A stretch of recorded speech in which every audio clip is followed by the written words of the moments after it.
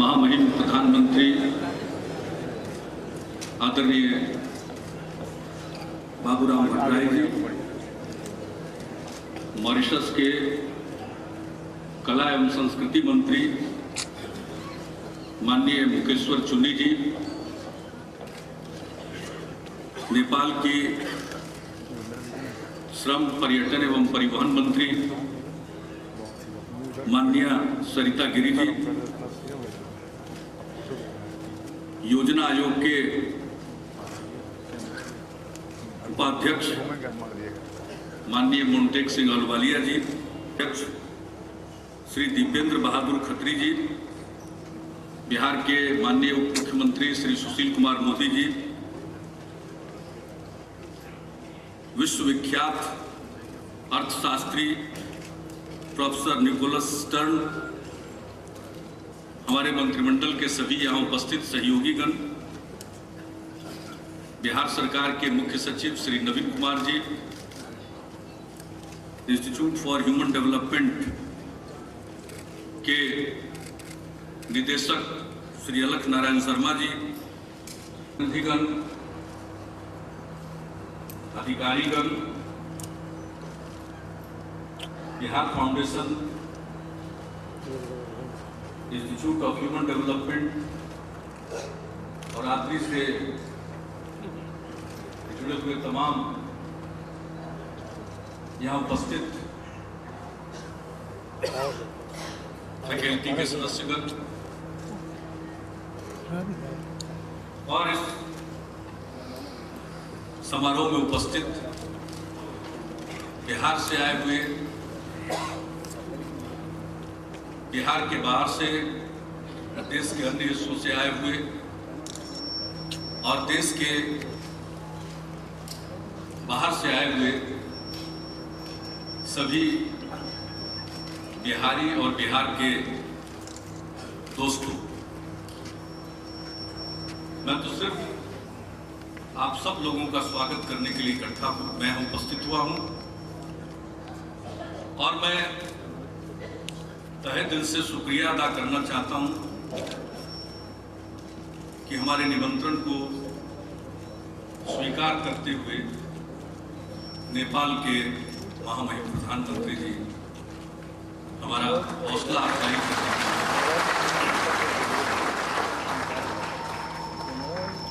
बिहार और नेपाल पड़ोसी हैं और देश और राज्य का गठन तो इंसान ने किया है, प्रकृति ने नहीं। तो प्राकृतिक रूप से हम सब जुड़े हुए एक दूसरे के दुख दर्द को जानते हैं और बड़ा ही प्रगाढ़ संबंध है, प्राकृतिक संबंध है और ये संबंध अटूट है। इसी नाते माननीय बाबूराम भट्टराय जी की उपस्थिति हमें प्रोत्साहित करेगी आगे के कठिन रास्ते पर, विकास के कठिन रास्ते पर चलने। बिहार की समस्याएं, नेपाल की समस्याएं एक जैसी हैं और कुछ मामलों में तो हमारी समस्या का समाधान बगैर नेपाल के संभव ही नहीं। तो आज उनकी उपस्थिति मात्र इस बात का संदेश दे रही है कि अब आगे से हम एक दूसरे के दुख दर्द को दूर करने की कोशिश करेंगे। बिहार के लोग नेपाल को अपने से अलग नहीं मानते, बिल्कुल उसे अपना मानते, अपनों जैसा भी नहीं, अपना ही मानते। तो ये यहाँ के लोगों की ये भाव, और मैं समझता हूं कि लोगों के स्तर पर, अगर लोगों के स्तर पर देखिए, चाहे वो नेपाल के लोग हों या हिंदुस्तान के लोग, तो लोगों के स्तर पर दोनों तरफ यही भाव सरकारों के स्तर पर कभी कभी कुछ समस्याएं आ सकती हैं, लेकिन लोगों के स्तर पर यही भाव, और ये लोगों के स्तर पर जो भाव है उसी को प्रदर्शित करने के लिए आज हमारे बीच नेपाल के आदरणीय प्रधानमंत्री जी उपस्थित हुए हैं। मैं उनका शुक्रगुजार हूं। हम सब उनको सुनेंगे। उनकी भी दिलचस्पी बिहार में है। बिहार तो मान लिया गया था कभी ठीक ही नहीं होगा, लेकिन जब ठीक होने लगा तो लोगों को इतनी खुशी होती है कि जितना हमने किया नहीं है कुछ उससे ज्यादा ही हम लोगों की चर्चा हो जाती है। क्योंकि लोग बिल्कुल निराश थे, कोई सोचता ही नहीं था। जब लोगों ने सोचना बंद कर दिया था बिहार के बारे में, और उस परिस्थिति में बिहारियों ने अपने दम पर बदलते बिहार का स्वरूप दिखा दिया। इसलिए आज बदलते बिहार के परिप्रेक्ष्य में ये वैश्विक सम्मेलन भी हो रहा है। हमने कुछ यात्रा की है। अलख नारायण शर्मा जी, सहवाल गुप्ता जी बुद्धिजीवी हैं, हम लोग एक्टिविस्ट, सरकार में भी रहकर एक्टिविस्ट हैं, सरकार में नहीं थे तब भी एक्टिविस्ट। और बुद्धिजीवियों का काम है आगाह करना। तो ये सब लोग आगाह करते रहते हैं कि भाई तेज तो चल रहे हो, लेकिन इतनी ही तेज चलोगे तो अभी 25-30 साल लगेगा राष्ट्रीय औसत पर पहुंचने में। और हम भी इस बात को जानते हैं। इसलिए जितनी बात समझ में आती है उतना तो हम लोग करते रहते हैं। बाकी दुनिया भर के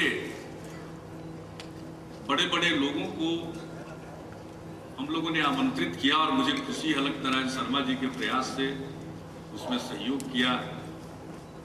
सहवाल गुप्ता जी ने भी, बिहार फाउंडेशन का फोरम भी था, राज्य सरकार की तरफ से भी पहल हुई, भारत सरकार में भी बैठे हुए लोगों ने इसमें सहयोग किया। मैं विशेष तौर पर मुंटेक सिंह अहलुवालिया जी के नाम का उल्लेख करना चाहता हूं। इनके और इनके योजना आयोग की टीम में अनेक लोग ऐसे हैं जो बिहार में दिलचस्पी रखते हैं, और उनकी जेन्युइन ये फीलिंग है कि बिहार जैसा राज्य आगे बढ़ेगा तभी मुल्क आगे बढ़ सकेगा। तो वैसी परिस्थिति में उन सब लोगों का सहयोग मिला, और दुनिया भर के अनेक नामी गिरामी लोग यहाँ मौजूद हुए। कल न जाने कितने सत्र हैं, 13-14 अनगिनत पैरेलल सेशंस होंगे। उसमें अलग अलग विषयों पर अपनी बात लोग रखेंगे, और उन सब बातों से जो निचोड़ निकलेगा वो हमारा मार्गदर्शन करेगा। तो हमें बेसब्री से इंतजार रहेगा कि सम्मेलन के माध्यम से जो कई विचार आते हैं बिहार जैसे राज्य के ग्रोथ के लिए, और हम लोगों ने अपने विकास का अपना रास्ता चुना। ये जो विकास दर की बात होती है, ये जीडीपी के ग्रोथ की बात होती है, लेकिन सिर्फ जो जीडीपी का ग्रोथ है वही वाकई विकास नहीं। जब तक आम आदमी की आमदनी नहीं बढ़ती है, हर इंसान की आमदनी नहीं बढ़ती है, जो अंतिम पायदान पर खड़ा है उसके जीवन में परिवर्तन नहीं आता है, सामाजिक, शैक्षणिक, आर्थिक, हर तरह से उसके जीवन में परिवर्तन नहीं आता है, तो उसे हम विकास नहीं कहेंगे। इसलिए हम लोगों ने अपने विकास का मॉडल चुना, न्याय के साथ विकास, ग्रोथ विथ जस्टिस, और उसी रास्ते पर हम लोग चल रहे हैं। हर क्षेत्र पर ध्यान दिया। आतंक का राज था, उसको खत्म करके कानून का राज कायम किया, और शायद बिहार के मामले में यही लोग सोचते थे कि ये तो संभव ही नहीं, और जिसको लोग असंभव मानते थे उसको बिहार ने संभव कर दिखाया। और उसके बाद सड़कें बन रही है, पुलों का निर्माण हो रहा है, बुनियादी ढांचे का विकास हो रहा है। 12.5% बच्चे स्कूलों के बाहर रह जाते थे, उनकी संख्या घटकर 3% हो गई है। प्राथमिक स्वास्थ्य केंद्र में, सरकारी प्राथमिक स्वास्थ्य केंद्र में प्रति महीने औसत 39 मरीज जाया करते थे अपने इलाज के लिए, यानी हर दिन 1 या 2। आज स्थिति है कि लगभग 8,000 मरीज प्रति महीने इलाज कराने के लिए जा रहे हैं। तो ये परिवर्तन आया, यानी सरकारी स्वास्थ्य सेवाओं पर विश्वास बढ़ा है, सरकारी स्कूलों पर विश्वास बढ़ा है, एनरोलमेंट बढ़ा है। अब हमारे सामने क्वालिटी की समस्या है, उससे निपट रहे हैं। नेक्स्ट स्टेज की जितनी समस्याएं हैं उससे हम निपट रहे हैं। तो हमारे विकास का मॉडल है कि जो ह्यूमन डेवलपमेंट वो भी कारगर ढंग से होना चाहिए। तो उसके लिए हमने रास्ता अख्तियार किया है और अब हम मानव विकास को एक मिशन के तौर पर ले रहे हैं और उसके लिए हमने लक्ष्य निर्धारित किए हैं और उसकी समीक्षा मंत्रिमंडल के स्तर पर करने का हमने निर्णय लिया। इसलिए मंत्रिमंडल की एक स्थायी समिति बनाई गई है और वो इस बात को करेगी। उसी प्रकार से हमारे ग्रोथ के लिए हमारा जो कोर कॉम्पिटेंस है वो एग्रीकल्चर में है, कृषि में हल किया, काफी लाभ हुआ, उत्पादन बढ़ा, उत्पादकता बढ़ी, कई नए रिकॉर्ड बना जिसका जिक्र सुशील जी कर रहे थे। और अब अगले 10 वर्षों के लिए हम रोड मैप बना रहे हैं और उस रोड मैप को बनाकर उसकी समीक्षा करते रहने के लिए कि हम अपने लक्ष्य को प्राप्त कर पा रहे हैं या नहीं, कहीं लक्ष्य से दूर तो नहीं अटक जा रहे हैं, इसकी समीक्षा के लिए हमने कृषि कैबिनेट का गठन किया। तो इस तरह से बिहार के विकास का एक अपना मॉडल। और हमने बुनियादी ढांचे के क्षेत्र में, सड़कों के क्षेत्र में, यहां तो सड़क के बारे में लोगों की राय थी, सड़क की लंबाई किलोमीटर में नहीं मापी जाती थी, सड़क की लंबाई घंटे और मिनट में मापी जाती थी। दूरी भले ही 10 किलोमीटर हो, लगेगा 1 घंटा 15 मिनट पहुंचने में। तो ये माहौल था। और जब हम लोगों को काम करने का मौका मिला था तो लोग मजाक उड़ाते थे, हमसे अलग हो गया था एक हिस्सा, झारखंड नाम से बन गया था, या हमारा सब दिन से पड़ोस में उत्तर प्रदेश। ये मजाक होता था कि झारखंड में अपनी गाड़ी में सो जाइए और जैसे ही झटके में नींद खुले समझ जाइए बिहार आ गया। उसी तरह से यूपी में मजाक चलता था, अपनी गाड़ी में सो जाइए और जैसे ही झटका लगे, हचका खाइए, हिचकोला खाइए, समझ जाइए बिहार आ गया। लेकिन अब प्रकृति का भी अपना इंसाफ करने का तरीका होता है। तो जमाना ऐसा बदला कि अब बात बदल गई। अपनी गाड़ी में सोते हुए बिहार में जाएंगे, बाहर निकलने के बाद नींद में रहेंगे या नींद टूट जाएगी किसी हचके या हिचकोले में, इसकी गारंटी नहीं। तो परिस्थिति बदल रही है। तो हमने अपने सामने 2 लक्ष्य रखा, जिसको हम 2 सपने करते हैं।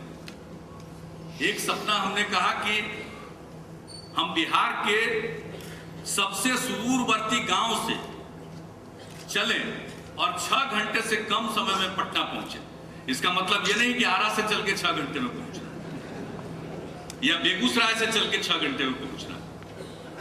मेरे उस सपने में है कि किशनगंज के किसी गांव से या कैमूर की पहाड़ी से या बांका या जमुई के जंगलों से या फिर धनहा के इलाके से अगर कोई व्यक्ति चले किसी गांव से तो 6 घंटे से कम समय में पटना पहुंच जाए। मुझे खुशी है कि अब लगता है कि वो सपना बहुत जल्दी साकार होगा। 2 साल 3 साल, कम से कम मेरे इस कार्यकाल में वो सपना तो जरूर पूरा होगा, बिहार के किसी कोने से होगा।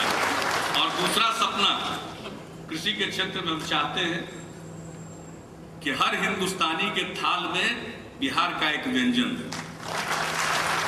मुंडेक सिंह जी दिल्ली से बैठ करके कहते हैं कि दूसरी हरित क्रांति बिहार में या पूर्वी भारत में आई। मैं उनको विश्वास दिलाना चाहता हूं कि मैं सिर्फ हरित क्रांति के लिए काम नहीं कर रहा, मैं तो इंद्रधनुषी क्रांति के लिए काम कर रहा हूं। अगर थोड़ी आपकी सहायता मिल जाए तो हर हिंदुस्तानी के थाल में बिहार का एक व्यंजन पहुंचाने का सपना है हमारा सपना। और आपसे इसलिए विनम्र प्रार्थना है कि आप जरूर आते हैं और एक तरह से आप हम लोगों को फ्लैग ऑफ करने आते हैं नई यात्रा पर। तो अब तक की यात्रा तो की हमने किसी न किसी तरह से, अब इसके आगे और दुर्गम यात्रा को जाना है और कठिन चढ़ाइयों को चढ़कर आगे जाना है। इसलिए एक तो हौसला अफजाई के लिए हमने हिमालयन की जो प्रदेश है, राष्ट्र है, हिमालय की गोद का जो राष्ट्र है नेपाल, उनके प्रधानमंत्री जी को आग्रह किया कि बहुत ऊंची चढ़ाई चढ़नी है, दुर्गम चढ़ाई चढ़नी है, आप आकर कुछ हौसला बढ़ाइए। और दूसरी तरफ आप आकर जो दुर्गम चढ़ाई को चढ़नी है आपका भी सहयोग मिल जाए तो फिर ये जो विकास के लिए साझेदारी की बात है, फोर्जिंग पार्टनरशिप फॉर डेवलपमेंट, तो इसके लिए जो सम्मेलन आयोजित हुआ है वो कामयाब हो जाएगा। अभी कुछ दिन पहले मैंने बिहार के मीडिया के लोगों को कह दिया था हाथ जोड़कर कि ये बहुत बड़ा सम्मेलन हो रहा है, बहुत महत्वपूर्ण सम्मेलन हो रहा है, लेकिन इसको निवेश के साथ मत जोड़िएगा, वरना कोई इस प्रकार का सम्मेलन होता है तो अगले दिन लोग पूछते हैं कि क्या फायदा हुआ, कितना इन्वेस्टमेंट आया। तो इसलिए हमने पहले ही हाथ जोड़कर कहा ये निवेश के लिए सम्मेलन नहीं, ये हम नीतियों को और कैसे परिमार्जित करें, जो हम जिस रास्ते पर चल रहे हैं क्या वो रास्ता सही है या इसमें कोर्स करेक्शन की जरूरत है, ये इतने बड़े विद्वान आएंगे बताएंगे। और फिर साधन तो अगर इच्छा शक्ति हो तो टपकता है। आज भी लोग आश्चर्य करते हैं, पूछते हैं पैसा कहां से लाते हैं? पैसा तो चारों तरफ पटा पड़ा हुआ है, आपके पास है, चारों तरफ है, जरूरत तो है इच्छा शक्ति की। मजबूत इरादे और इच्छा शक्ति के साथ आप आगे बढ़िएगा तो साधन भी उपलब्ध हो जाता है। इसलिए हमको भारत सरकार से यही आग्रह करते हैं कि हमको तो ज्यादा अगर कोई आर्थिक संकट हो देश भर में तो अगर पैसा नहीं दे सकते हैं तो मत दीजिए। हम तो सिर्फ विशेष राज्य का दर्जा आपसे चाहते हैं या विशेष राज्य का दर्जा तो अपने आप बहुत सारा निवेश आ जाएगा। और ताली बजा करके मुंडेक सिंह ने मेरी बात का समर्थन किया,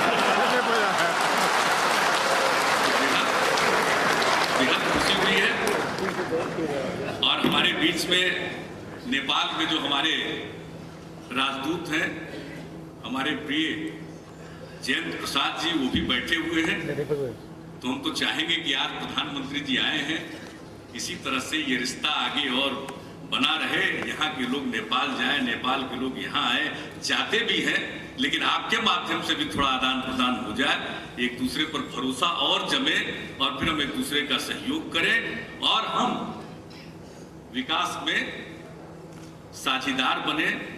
और तब ये इस ग्लोबल जो समिट है और इसके आयोजन के लिए मैं बिहार फाउंडेशन, जिसका गठन बिहार सरकार ने किया, और उसके अलावा इंस्टीट्यूट फॉर ह्यूमन डेवलपमेंट, जिसके कर्ता धर्ता श्री अलख नारायण शर्मा जी हैं, और आदरी एशियन डेवलपमेंट रिसर्च इंस्टीट्यूट, जिसके कर्ता धर्ता शैवाल गुप्ता जी हैं, इन सबों के प्रयास से जो इतना खूबसूरत, मैं इसे खूबसूरत ही कहूंगा और मेरे पास शब्द नहीं है, मैं और कुछ नहीं कर सकता, इतने खूबसूरत इस सम्मेलन का आयोजन किया है, इसके लिए मैं अपनी तरफ से भी साधुवाद देता हूं।